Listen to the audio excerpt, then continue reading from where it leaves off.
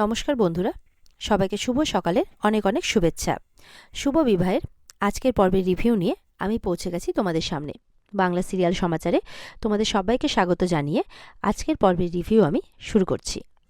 শুরুতে যেটা আমরা দেখতে পাচ্ছি যে সুধা তো এত বড় একটা প্রতিযোগিতায় এত বড় একটা খেতাব জিতে এসেছে, তো বাড়িতে ঢোকার সময় ঠাম্মি অবশ্যই বরণ করে ঢোকাচ্ছেন। এরপর যখন মুটুকটা খুলতে যাচ্ছে সুধা বলছে, না না, এই জয়ের মুটুকটা পরেই তুমি আজকে এই বাড়িতে প্রবেশ করবে, ঠাম্মি বলছে। তখন তো তাই হয়। এরপরে তো দেখা যাচ্ছে মেচকা মনে মনে ভাবছে যে মেচকা তখন মনে মনে বলছে যে এই সব কিছু সুধারই কারসাজি, মানে এই এত বড় খেতাবটা পাওয়ার চেষ্টা করছিল বলেই তো অনুষ্ঠানটার দিকে আগ বাড়িয়ে যাচ্ছিল আর কি। এটা কেউ বুঝুক না বুঝুক, আমি কিন্তু ঠিক বুঝেছি, মেচকা বলছে মনে মনে। এদিকে বাড়িতে তো সবাই খুব খুশি। জ্যোৎস্নারা বলছে, কেমন শুধুমাত্র জাজেসদের নয়, দর্শকদের থেকে 70% ভোট পেয়ে একদম ইমনের মুখে একদম চুনকালি মাখিয়ে দিয়েছে সুধা, খুব ভালো কাজ করেছে। বাড়িতে সবাই তো খুব খুশি, বলছে এটা তো একটা সেলিব্রেশন হওয়া দরকার।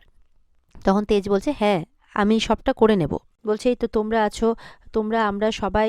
এরপরে ওই সবার কথা বলছে আর কি, সমুদ্র, জ্যোৎস্নাদি, তারপর ঝিনুকের কথা বলতে বলতে দেখছে ঝিনুক ওপর থেকে একদম লাগেজ নিয়ে চলে আসছে। ঝিনুককে দেখে তো সবাই অবাক যে এত বড় একটা খুশির মুহূর্ত, কোথায় একটা সেলিব্রেট করার চিন্তাভাবনা করছে এই ব্যাপারটাকে। সেই ক্ষেত্রে ঝিনুক আবার কোথায় যাচ্ছে? ঝিনুক বলছে, আমি তো কথা দিয়েছিলাম যে অনুষ্ঠানটার পরে আমি এখান থেকে চলে যাব, তাই আমি চলে যাচ্ছি। আর ওইদিকে ঝুম্পা তো ভগবানকে থ্যাংক ইউ বলছে যে আমার মানে এই ভয়টাকে দূর করার জন্যে এই বাড়ি থেকে চলে যাচ্ছে। ঝুম্পার খুব মজা হচ্ছে। এবার ঝিনুক দাদুভাইদের প্রণাম করতে যাচ্ছে। ঠাম্মি বলছে, এরকম একটা আনন্দের দিনে তুমি চলে যাচ্ছ? তখন ঝিনুক বলছে, আমার মনে হয় না এরপরে আমার আর এখানে থাকাটা ঠিক হবে, তাই আমাকে অনুমতি দাও। ঠাম্মি বলছে, তোমাকে আমি আশীর্বাদ করি, তুমি অনেক বড় হও, দিদির নাম উজ্জ্বল করো। প্রতি দিদির সাথেও দেখা করে ঝিনুক। তখন তো সুধাও কাঁদছে, বলছে খুব ভালো থাকিস তোরা। তারপর তেজকে ডাকে, জামাইবাবুকে, আর দুজনের হাত মিলিয়ে বলে, তোমরা একসঙ্গে দুজনে খুব ভালো থেকো। এবার যখন ঝিনুক যাচ্ছে তখন তেজ এগিয়ে দিবে আর কি। তখন সমুদ্র এগিয়ে আসছে, কিন্তু সমুদ্র হাতটা ধরে আটকে নেয় ঝুম্পা। খারাপ লাগে ঝিনুকের। ঝিনুক সেই আগের কথাগুলো ভাবতে থাকে, ঝিনুকের সাথে কাটানো মুহূর্তগুলো আর কি। তারা দুজনে একসাথে অনেক ভালো মুহূর্ত কাটিয়েছে, সেই সব কথা মনে পড়ছে ঝিনুকের। এবার তো ঝিনুক চলে যাওয়ার পর ঝুম্পার ফোন এসেছে ওর বাবার। ফোনে কথা বলছে, হ্যাঁ বাপি তুমি চিন্তা করো না, আমি এমন একটা ব্যবস্থা করছি না যে তো খুব তাড়াতাড়ি 1 কোটি টাকা তোমার হাতে যাবে। 48 ঘন্টা সময় দাও শুধু আমাকে, তার মধ্যেই সব ব্যবস্থা করে দেবো। এই বলে চলে যায়। সুধা কিন্তু এই 48 ঘন্টার ব্যাপারটা শুনে নেয়। সুধা বলছে, 48 ঘন্টার মধ্যে ঝুম্পা এমন কি করতে চলেছে? এরপর সুধা ঘরে গিয়ে কিন্তু মুটুকটা হাতে নিয়ে তার আগের বিবাহিত জীবন আর এখনের বিবাহিত জীবনের কথা ভাবছে। আগের জীবনে শুধুই অপমান, আর এখনের জীবনে সম্মান, এগুলো ভাবছে আর খুশি হচ্ছে। তখন তেজ আসে, বলছে যে এখন থেকেই স্বপ্নের জগতে হারিয়ে গেছো, কাল থেকে তো আরও ব্যস্ত হয়ে পড়বে, ভিডিও শ্যুট, ফটোশ্যুট, এটা ওটা, কারণ এত বড় দায়িত্ব এসেছে তোমার কাঁধে। হ্যাঁ, আমার একটু দুঃখ হবে, কারণ কাল থেকে তো তোমার সময় পাবো না আমি, তোমার স্বপ্নগুলো পূরণ হয়েছে বলে কথা। এরপর সুধা তেজের ঘাড়ে মাথা রেখে বলছে যে, তেজ তুমি আমার হাতটা শক্ত করে ধরে রাখলে আমি সব দায়িত্ব নিতে রাজি আছি। বলছে, বিয়ের আগে আমি না মানে কখনো ভাবতে পারিনি যে আমি এতটা পথ অতিক্রম করতে পারবো। তখন তেজ বলছে, এটা তো সবে শুরু, এখনো তো অনেক পথ হাঁটা বাকি আছে। একসাথে হাতে হাত ধরে, তেজ বলছে। শুনে সুধা খুব খুশি হয়। এদিকে দেখা যাচ্ছে ঝিনুক তো বাড়িতে ফিরে এসেছে, আর অদিতি দরজা খুলতেই মনে মনে বলছে, এই আপদটা আবার এখানে এসে জুটলো কেন? বলছে, কি ব্যাপার, তুই এরকমভাবে মাঝরাতে বাড়ি ফিরে এলে যে? তখন বলছে, কেন, আমি কি আমার নিজের বাড়িতেও আসতে পারি না? তখন বলছে, না আসলে এটা তো অভাবের সংসার, তত বড়লোক বাড়ির বড়লোক দিদির বাড়ি মানে দিদি শ্বশুর বাড়ি ছেড়ে এখানে আসলি কেন? তখন তো ঝিনুকের মা আসে। ঝিনুকের মা তো ঝিনুকে দেখে খুব খুশি যে এতদিনে তোর মায়ের কথা মনে পড়েছে। ঝিনুক বলছে, আর আমি তোমাদেরকে ছেড়ে কোথাও যাব না মা, চিন্তা করো না। তখন অদিতি বলছে, মানেটা কি? বড়লোক বাড়ির ছেলেকে পটিয়ে এতদিন ওখানে পড়েছিলি, আবার এখন এখানে এলি মানে? তখন বলছে, এসব কি বলছো তুমি অদিতি, এটা তো ঝিনুকেরও বাড়ি, আর এইভাবে দিদির শ্বশুর বাড়িতে কতদিন পড়ে থাকবে ও, নিজের বাড়িতে আসবে না? এদিকে তো সুধাকে চোখ বন্ধ করে রেখেছে। সুধা বলছে, কি করছো বলো তো তুমি, আমি কিছু বুঝতে পারছি না। তখন তেজ বলছে, কি করছি এটা নিজের চোখে এবার দেখে নাও, আসো। এরপরে তো সুধাকে হাত ধরে নিয়ে গিয়ে দরজাটা মানে চোখটা খুলতে বলে আর কি। সুধা তখন চোখটা খুলে দেখে যে সুধা যে জিতেছে তার অ্যাওয়ার্ড নেওয়ার সময় মানে সেই সময়কার ছবিটা আর কি তেজ একটা সুন্দর ফ্রেমে করে বাঁধিয়ে রেখেছে, আশেপাশটা খুব সুন্দর করে সাজিয়েছে। যেটা দেখে তো সুধা খুব খুশি হয়ে যায়। বলছে, এতটুকু সময়ে তুমি ছবিও বাঁধিয়ে ফেললে? বলে, হ্যাঁ, আরেকটা সারপ্রাইজ আছে তোমার জন্যে। এরপরে সুধার জন্য একটা খুব দামি নেকলেস কিনে আনে তেজ। তো সুধা বলছে, এ কি, তুমি একই কাণ্ড করেছো, এত টাকা দাম দিয়ে কি দরকার ছিল বলো তো এসবের? বলে, তুমি কিভাবে ভাবলে যে আমার বউকে আমি খালি হাতে কংগ্রাচুলেট করব? বলে, তা বলে এত দামি হার কি দরকার ছিল? বলছে, এই দামটা তুমি পড়লে তোমার কাছে অনেকটাই ফিকে লাগবে। বলে, তবুও এত টাকা খরচ করার কিন্তু কোনো দরকার পড়েনি। তেজ বলছে, চুপ করো, এইসব নিয়ে আর কথা বলতে হবে না। তখন সুধা বলছে, এইসবে কিন্তু তাহলে হবে না।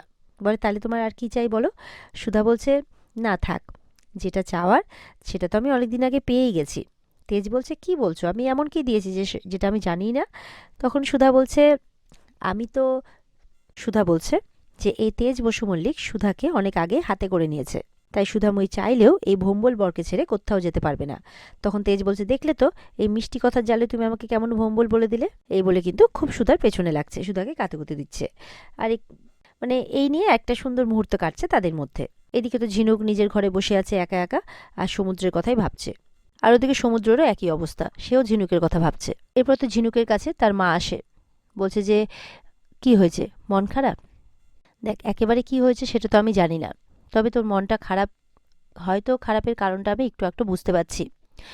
আমি ভগবানের কাছে একটাই প্রার্থনা করব, তুই যেটা চাস সেটা নয়, তুই যেটাতে ভালো থাকবি সেই ইচ্ছেটা যাতে তোর অবশ্যই পূরণ হয়, আর একদিন সব ঠিক হয়ে যাবে দেখিস। ওদিকে সমুদ্রও বলছে যে, তুমি আমাকে এইভাবে ছেড়ে চলে গেলে, তুমি কি সত্যি আমাকে ভালোবাসো না? এইসব কথা বলছে। আর ঠিক পেছনে দাঁড়িয়ে আছে ঝুম্পা, হাসতে হাসতে, মানে হাসি মুখ নিয়ে। ঝুম্পা বলছে যে, এখন সমু বেবির হার্ট ব্রেকিং হয়েছে, ও এখন দুর্বল, এই সময় ওকে যদি হাত করতে পারি তাহলে বাপির টাকাটা সহজে আদায় করতে পারবো। এদিকে সমুদ্রকে একা পেয়ে সমুদ্রের কাছে যাওয়ার চেষ্টা করে ঝুম্পা। সমুদ্র প্রচণ্ড রেগে যায় যে, খবরদার, একদম আমার কাছে আসার চেষ্টা করবে না। তো বলছে যে, তোমার লাভ তো তোমাকে ছেড়ে দিয়ে চলে গেছে। বলে, একদম তুমি ঝিনুকের নামটা নিজের মুখে আনবে না, আর খবরদার যদি আমার কাছে আসার চেষ্টা করেছো, আমি এই বিয়েটাও মানি না, এই সম্পর্কটাও মানি না। এই বলে কিন্তু সমুদ্র চলে যায় আর বলে যে, ঝিনুককে তার মন থেকে কোনোদিনও মুছে ফেলা যাবে না। এবার তো মনে মনে ঝুম্পা বলছে যে, মানে সমুদ্র চলে যাওয়ার পর, যে ওই ঝিনুককে তো সেই বাড়িতে কখনো আসতে দেবে না, সমুদ্রের জীবনেও আসতে দেবে না। আর কিছু একটা প্ল্যান তো তাকে করতেই হবে তার বাপিকে 1 কোটি টাকা দেওয়ার জন্যে। এই বলে যখন চলে যাচ্ছে ঝুম্পা, সামনে তেজ আর সুধা দাঁড়িয়ে থাকে। তো ঝুম্পা চলে যায়। সুধা বলছে, সমুদ্রকে দেখে কিন্তু খুব কষ্ট লাগছে, ও খুব কষ্ট পাচ্ছে, আমাদেরকে কিছু একটা করতে হবে। তেজ বলছে, কি করি বলো তো, এই ঝিনুক আর সমুদ্র তো আমাদেরকে এক করার জন্য এক হয়েছিল, এখন ওদের জন্য আমরা কিছু করতেই পারছি না। এদিকে সুধার পেপারে ছবি বেরিয়েছে, এটা দেখে তো ঝিনুকরা খুব খুশি, মা মা বলে ডাকছে, বাড়ির সবাইকে ডাকছে, দেখো দেখো ছবি বেরিয়েছে দিদির। তখন তো সুধার মাও দেখে খুব খুশি, তাই তো তাই তো। এদিকে দোয়েল বলছে, বা বাবা, দিদি সেলিব্রিটি হয়ে গেল, কি মজা কি মজা, এবার তো হোর্ডিংয়ে হোর্ডিংয়ে দিদির ছবি বেরোবে। বিচ্ছু বলছে, হ্যাঁ, এখন তো মাথা উঁচু করে সবাই দিদিকে দেখবে, দে দে দে পেপারটা দে। সুধার মা বলছে যে, এই ছবিটাকে না আমি কেটে রাখবো, কেটে বাঁধিয়ে রাখবো। তখন এই কথা বলতে বলতে সুধার মা কিন্তু অজ্ঞান হয়ে যায়, আর সবাই তখন ছুটে যাচ্ছে কি হলো কি হলো করে। আর এদিকে জেঠিমারে কিন্তু মনে মনে ভাবছে, সুধা তো সেলিব্রিটি হয়ে গেল, আর আমরা পড়ে পড়ে থাকবো এই ভাগাড়ে। ওদিকে দেখা যাচ্ছে সুধার ফটোশ্যুট চলছে। এবার সুধা তো আগে এইসব কখনো করেনি, আর সুধার কিন্তু মনটা খুব ঘাবড়াচ্ছে। সুধা কি করবে, শুধু ঘেমে যাচ্ছে। ওদিকে ফটোশ্যুটের লোক তেজকে গিয়ে বলছে, আপনি ম্যামকে একটু সামলান, উনি মনে হয় ভয় পাচ্ছেন, উনি সমানে ঘেমে যাচ্ছেন। তখন তেজ গিয়ে কিন্তু সুধাকে বলছে, তুমি একদম চিন্তা করো না, টেনশন নিও না, ভুলে যাও যেটা ফটোশ্যুট হচ্ছে, তুমি আমার দিকে তাকিয়ে থাকো, আমি তোমার সামনে আছি, তুমি আমাকে কল্পনা করো। এই বলে কিন্তু সুধাকে হাসাচ্ছে, মানে নর্মাল করার চেষ্টা করছে। এরপরে সুধা নর্মালি কিছু ফটোশ্যুট দেয়। তারপরে তো সমুদ্র দেখাতে আসে, দেখো বৌদি কত সুন্দর ছবিগুলো উঠেছে দেখো। তখন তেজ বলছে, দেখে নে, সমস্ত প্রোডাক্টের সাথে উঠেছে তো?